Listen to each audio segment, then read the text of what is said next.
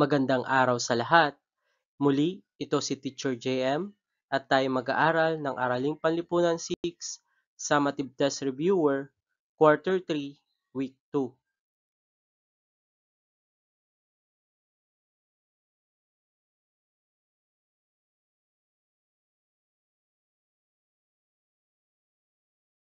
Paunawa, ang lahat ng nilalaman ng video na ito ay drill lamang upang makatulong sa mga mag-aaral sa kanilang lingguhang pagsusulit. Maraming salamat po sa inyong pangunawa. Panuto, piliin ang titik ng tamang sagot. Number 1. Ano ang pangunahing dahilan ng pagpapatayo ng base militar ng Estados Unidos sa Subic Bay?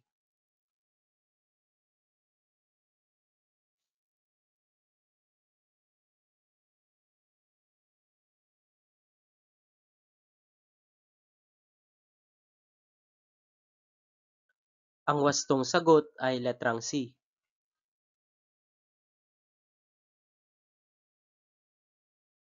Number 2. Ano ang mabuting epekto ng Clark Airfield sa pamumuhay ng mga Pilipino noon?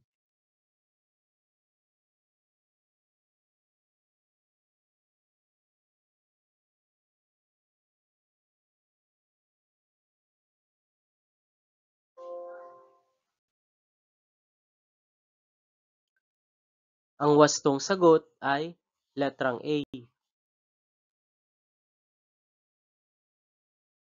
Number 3.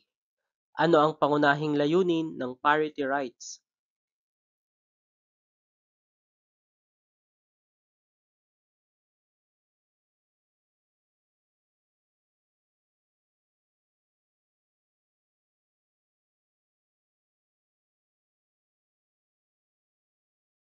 Ang wastong sagot ay letrang B. Number 4. Alin sa mga sumusunod ang suliraning pangkabuhayan pagkatapos ng digmaan?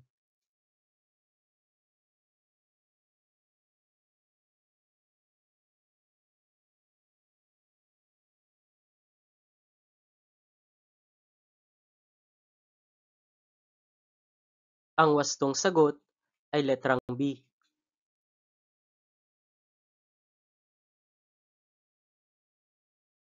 Number 5. Ano ang epekto ng pagdami ng produktong galing Amerika sa Pilipinas pagkatapos ng digmaan?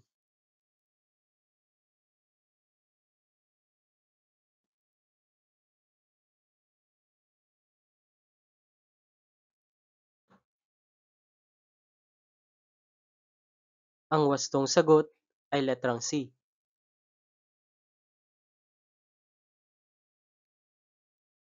Number 6. Ano ang halimbawa ng ugnayang Pilipino-Amerikano matapos ang digmaan?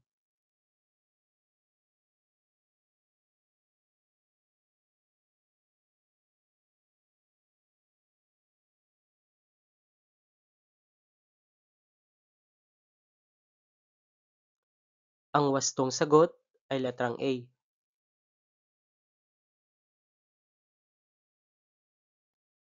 Seven. Ano ang pangunahing dahilan ng pag-iral ng parity rights? A.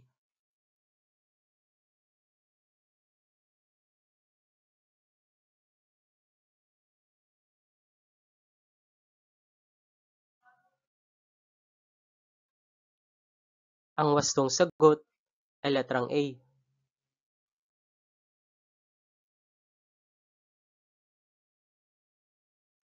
Number 8. Ano ang epekto ng base militar sa seguridad ng ating bansa noon?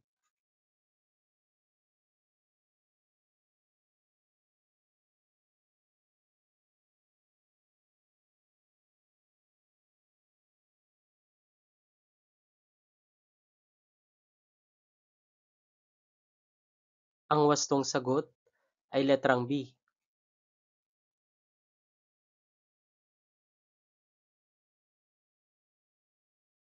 Number 9. Ano ang layunin ng ugnayang kalakalan ng US at Pilipinas pagkatapos ng digmaan?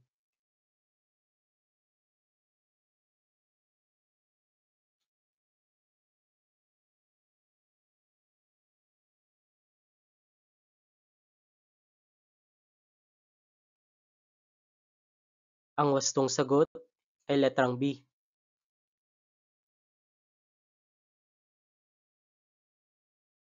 Number 10, ano ang posibleng epekto ng walang kontrol na pag-angkat ng produktong Amerikano?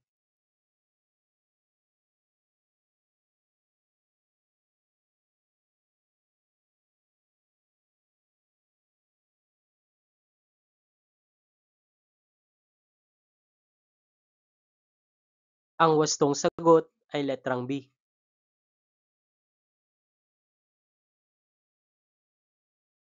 Panuto, sagutin kung tama o mali ang pangungusap.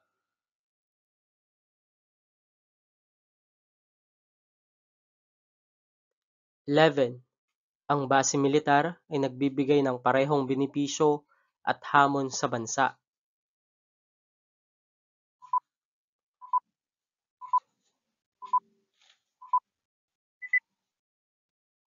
Ang wastong sagot ay tama.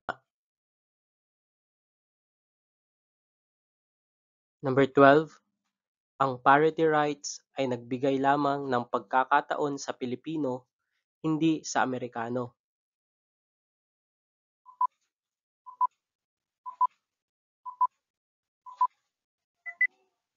Ang wastong sagot ay mali.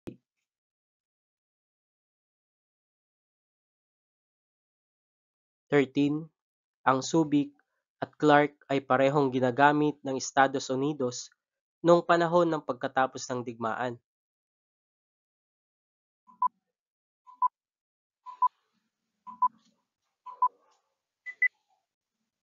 Ang wastong sagot ay tama.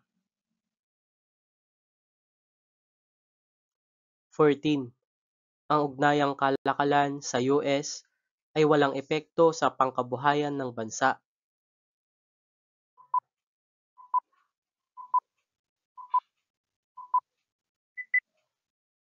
Ang wastong sagot ay mali.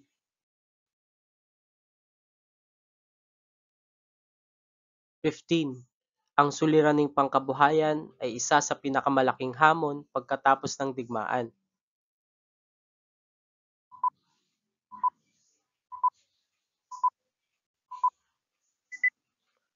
Ang wastong sagot ay tama. 16, ang base militar ay walang kinalaman sa relasyong diplomatiko ng Pilipinas at Amerika.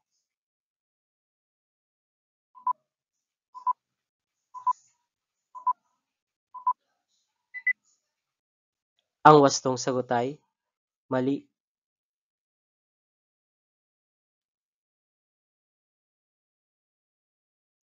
17, ang parity rights ay nakakaapekto sa kontrol ng bansa sa sariling likas na yaman.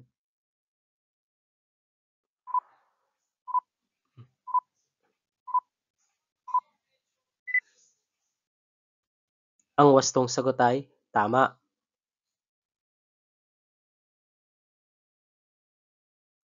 18, ang pagpasok ng murang produkto Amerikano ay maaaring magpahina sa lokal na industriya.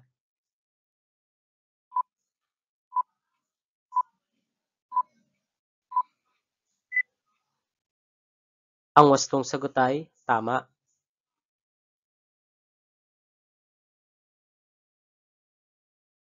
19, ang pagkakaroon ng kolonyal na kaisipan ay maaaring magpababa ng pagpapahalaga sa produktong Pilipino.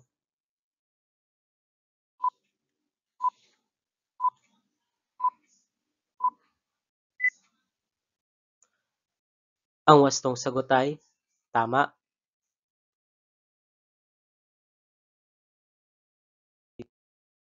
20, ang pagkakaroon ng base militar ay laging negatibo lamang ang epekto sa bansa.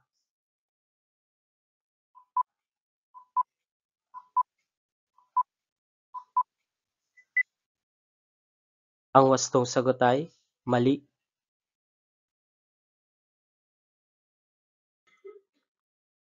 Panuto. Isulat kung ano ang tinutukoy sa bawat pangungusap. 21. Ang karapatan ng mga Amerikano na gamitin ang likas na yaman ng Pilipinas.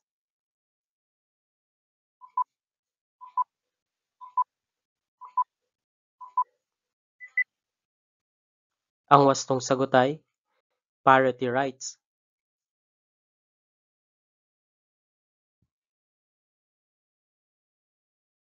22. Kaisipang mas mataas ang banyagang produkto kaysa sa lokal.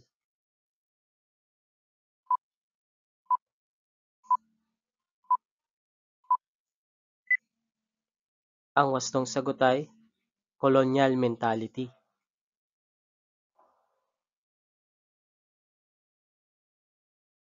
23. Tawag sa patuloy na impluwensya ng dayuhan kahit may kalayaan na ang bansa.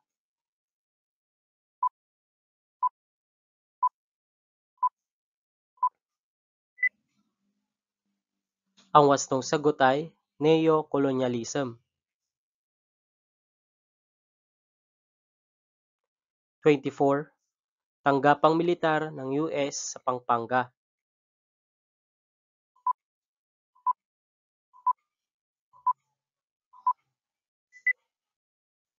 Ang wastong sagot ay Clark Airfield.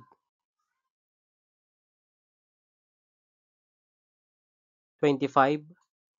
Naval base ng US sa Zambales.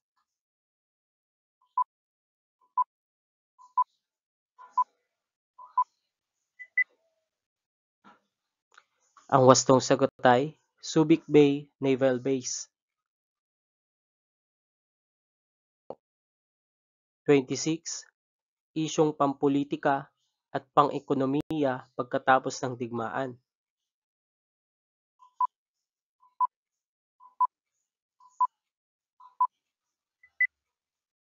Ang wastong sagot ay suliranin sa kasarinlan. 27. Isang patakaran ng Amerika na nagbibigay ng pantay na karapatan sa negosyo.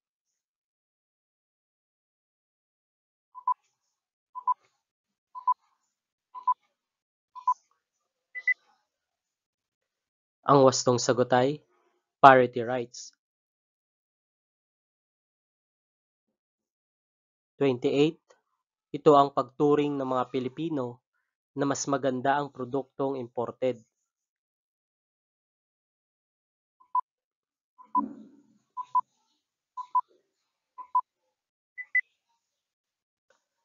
Ang wastong sagot ay colonial mentality.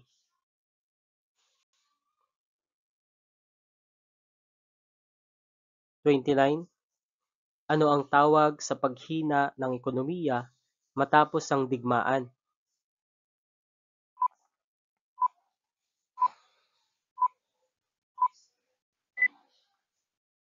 Ang wastong sagot ay suliraning pangkabuhayan.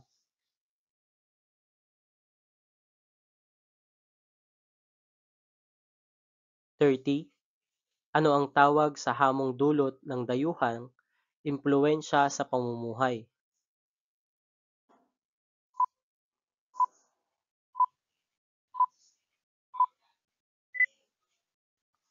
Ang wastong sagot ay neo-colonialism.